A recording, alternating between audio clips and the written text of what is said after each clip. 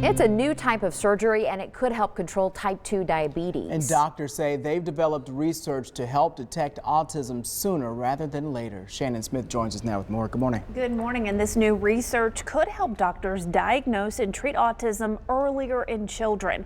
The team of researchers at the University of Minnesota studied the brains of infants, and the results really could be groundbreaking.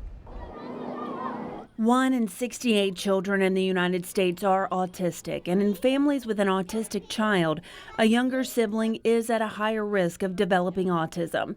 Those younger siblings were part of a 10-year study with amazing results. We were able to determine whether a high-risk infant would develop autism at 24 months of age with about 80% accuracy.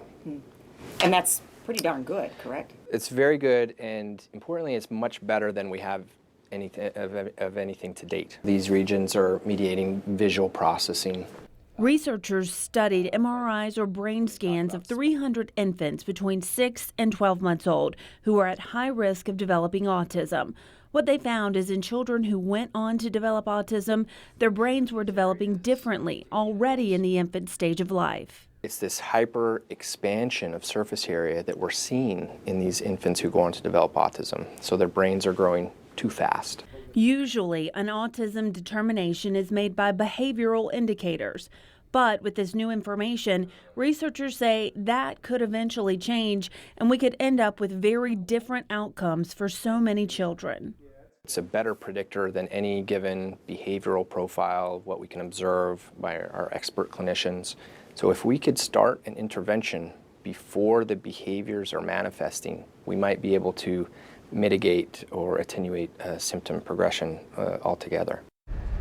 Researchers say they will now try to replicate the results for larger and more complex studies, but that may be easier said than done because infant MRIs are very expensive, and getting an infant to sleep long enough to get a good brain image can be really difficult.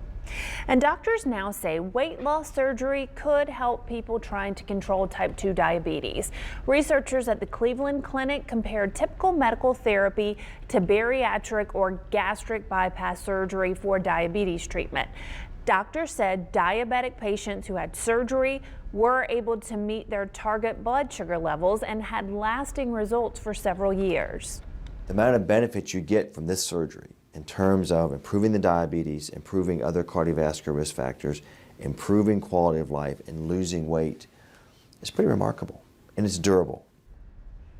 The doctor added people who had bariatric surgery lost up to 25% of their body weight. That is